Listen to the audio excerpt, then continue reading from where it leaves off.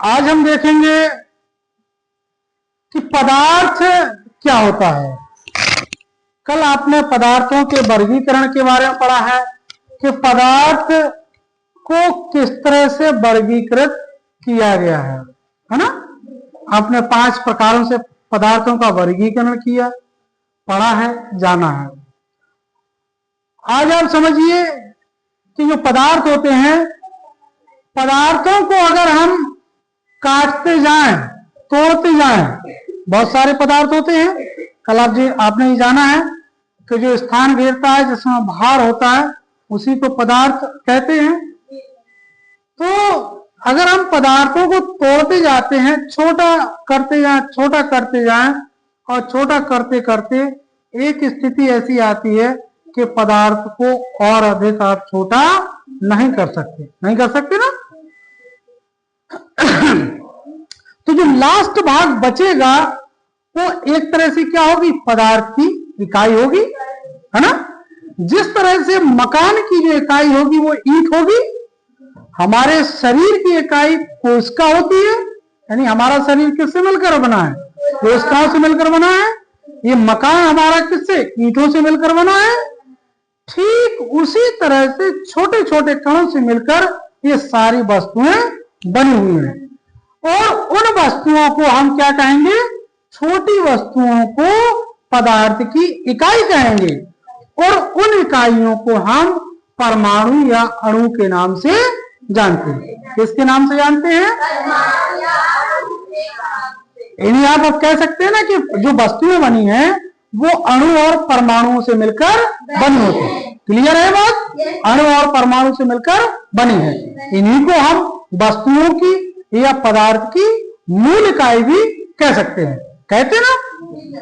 अब बात आती है कि अगर ये मूल इकाई है अणु और परमाणु, तो भाई ये क्या होते हैं अणु और परमाणु, क्योंकि इनको हम देख नहीं पा रहे हैं।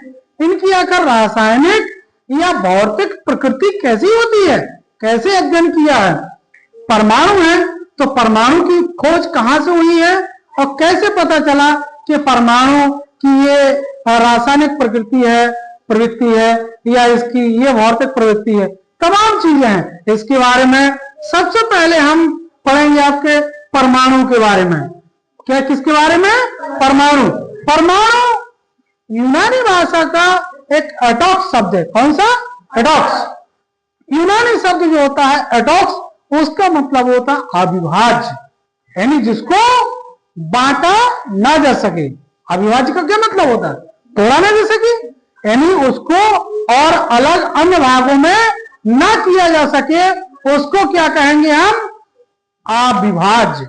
क्या कहेंगे आप, अविभाज्य। जिसको और अधिक हम तोड़ नहीं सकते हैं, बांट नहीं सकते हैं, उसको हम अविभाज्य कह सकते हैं। तो परमाणु हमारा एक तरह से क्या है, अविभाज्य। यानी हम कह सकते हैं कि परमाणु किसी तत्व का वह छोटे से छोटा भाग है जो रासायनिक अभिक्रिया में भाग लेता है। यानी जितने भी रासायनिक क्रिया हो रही हैं, उन रासायनिक क्रियाओं में क्या करता है, भाग लेता है। जब भाग ले लेगा तो ये स्वतंत्र यानी फ्री नहीं रहेगा, ये स्वतंत्र अवस्था में नहीं रहता है। क्या, कौन सा, परमाणु। यानी परमाणु की परिभाषा हो गई कि किसी तत्व का, जो तत्व है जिनसे मिलकर बना हुआ है, उनका एक छोटे से छोटा भाग होता है, जिसे हम परमाणु कहते हैं। तो तत्व है, तत्व का वह छोटे से छोटा भाग जो रासायनिक अभिक्रिया में भाग लेता है और ये स्वतंत्र अवस्था में नहीं रहता है, उसको हम क्या कहेंगे, परमाणु कहेंगे। परमाणु बहुत छोटे होते हैं, ये स्वतंत्र अवस्था में स्वतंत्र रूप से अस्तित्व में भी रह सकते हैं, जैसे हीलियम, नियोन, और नहीं भी हाइड्रोजन और ऑक्सीजन। यानी हीलियम, नियोन जो होते हैं अक्रिय होते हैं, ये रासायनिक अभिक्रिया में भाग नहीं लेते हैं। बाकी सब क्या होंगे, रासायनिक अभिक्रिया में भाग लेते हैं। ठीक है। परमाणु जो होता है, परमाणु के बाहर प्रोटॉन, न्यूट्रॉन, इलेक्ट्रॉन होते हैं। परमाणु में क्या होते हैं, इलेक्ट्रॉन, प्रोटॉन और न्यूट्रॉन होते हैं। परमाणु हाइड्रोजन ऑक्सीजन, नाइट्रोजन, कार्बन एक प्रकार से क्या है, परमाणु है। क्या है ना, एक तरह से परमाणु। आपने इसमें देखा है किसी तत्व का वह छोटे से छोटा कण, यानी ये जो हाइड्रोजन, ऑक्सीजन और क्या है, कार्बन है ना, ये हाइड्रोजन, ऑक्सीजन, पर ये क्या है, इसमें क्या होंगे, आपके परमाणु होंगे, है ना। तत्व का वह छोटे से छोटा, यानी हाइड्रोजन है तो हाइड्रोजन का जो छोटा है वो क्या है, परमाणु है ना। इस तरह से हम देखेंगे परमाणु के बारे में। क्लियर, कोई दिक्कत। इसके बाद है अणु। क्या, अणु। अणु का मतलब होता है कि यह दो या दो से अधिक परमाणुओं से मिलकर बना होता है। किससे मिलकर बना होता है, परमाणु से। जब ये मिलकर बना होता है तो ये स्वतंत्र रूप से रह सकता है। क्या होता है, स्वतंत्र रूप से रह सकता है।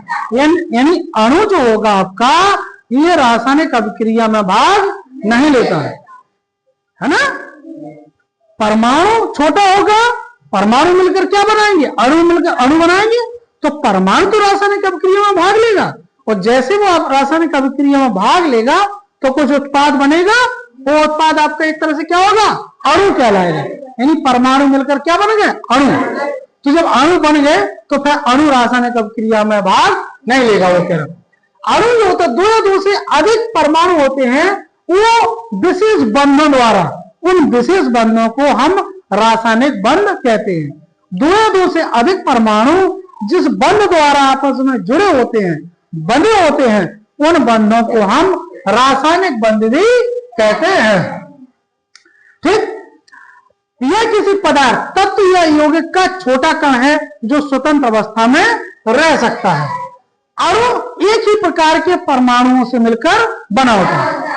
अणु क्या होता है, एक ही प्रकार के परमाणु से मिलकर बना होगा, और अलग अलग परमाणुओं से भी अणु बनते हैं। जैसे एक ही प्रकार के परमाणुओं से बन सकते हैं तत्व के अणु, या अलग अलग परमाणुओं से यौगिक के अणु बनते हैं। ठीक है, ये स्वतंत्र अवस्था में अस्तित्व में रह सकते हैं, जबकि परमाणु स्वतंत्र नहीं रहता है, ये स्वतंत्र अवस्था में रहता है। जैसे तत्वों के अणु, ऑक्सीजन है, ऑक्सीजन है, तो इसमें क्या है, अणु में क्या, ऑक्सीजन कितने हैं, दो हैं, दो है ना ऑक्सीजन। हाइड्रोजन, हाइड्रोजन का अणु है तो कितने परमाणु हाइड्रोजन के, दो। नाइट्रोजन दो, है ना, कह सकते हैं आप। यौगिक के अणु, अब ये क्या है, H2 क्या है, जल हो गया, ये हाइड्रोजन और ऑक्सीजन से मिलकर बना है, तो ये हो गया आपका अणु। ठीक है, यौगिक के अणु। कार्बन डाइऑक्साइड CO2, ये क्या हो गया आपका, एक अणु हो गया। अगर इसके बाहर और कुछ लगा देते, दो लगा देंगे, तो हम कहेंगे फिर जल के दो अणु। या ऑक्सीजन के बाहर हम 4 लगा दे, 2 लगा दे, जितना अंक लिखा रहेगा वो उतने ही अणु फिर कहलाएंगे। ठीक है, अब छोटा संक्षिप्त रूप में देखेंगे आप कि आखिर परमाणु अणु में क्या अंतर है। हमने दोनों चीजें आपको समझाई, लेकिन जब दोनों चीजों को आप देख लेंगे तो स्पष्ट होगा। परमाणु, एटम, और अणु को हम क्या कहते हैं, मॉलिक्यूल। परमाणु जो होता है तत्व की छोटी इकाई होती है, जबकि ये क्या है, दो या दो से अधिक परमाणुओं का समूह। ये तत्व की छोटी इकाई है, सबसे तत्व का छोटा भाग होता है, उसको हम परमाणु कहेंगे।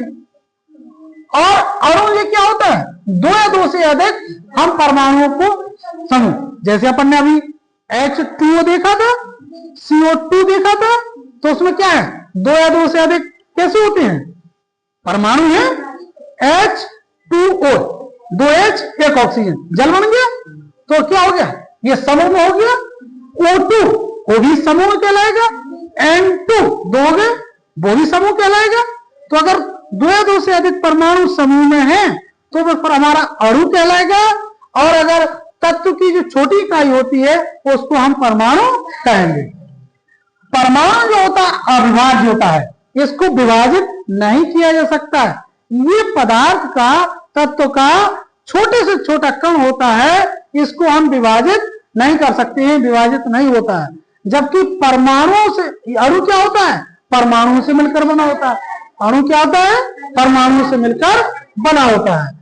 परमाणु है जो स्वतंत्र रूप से रह भी सकता है और नहीं रह सकता। अधिकांश ये स्वतंत्र नहीं रहता। हीलियम, नियन, आर्गन, क्रिप्टॉन, जीनान, रेडॉन को छोड़कर सभी तत्वों के परमाणु स्वतंत्र नहीं होते हैं।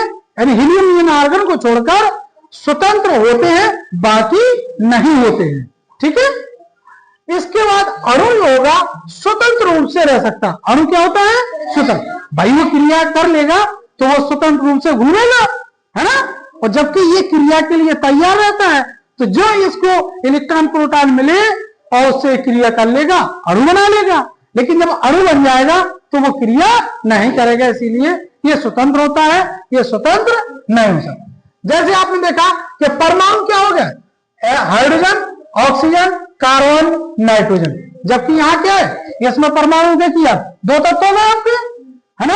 हाइड्रोजन के 2 परमाणु है, ऑक्सीजन के 2, H2 के 2 और जल बन गया। तो ये क्या है? ये आपके अणु कहलाएंगे और ये आपके परमाणु कहलाएंगे।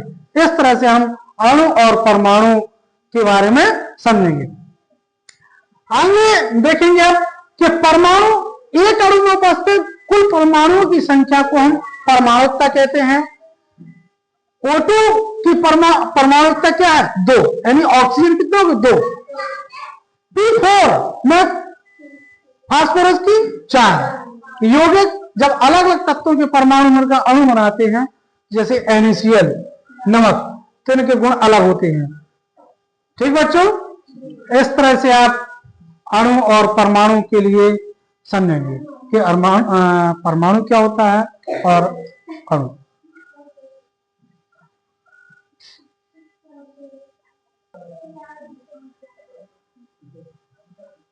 वाटर मॉलिक्यूल, जल का अणु। अणु और परमाणु, इस तरह से इनकी संरचना दिखाई देती है।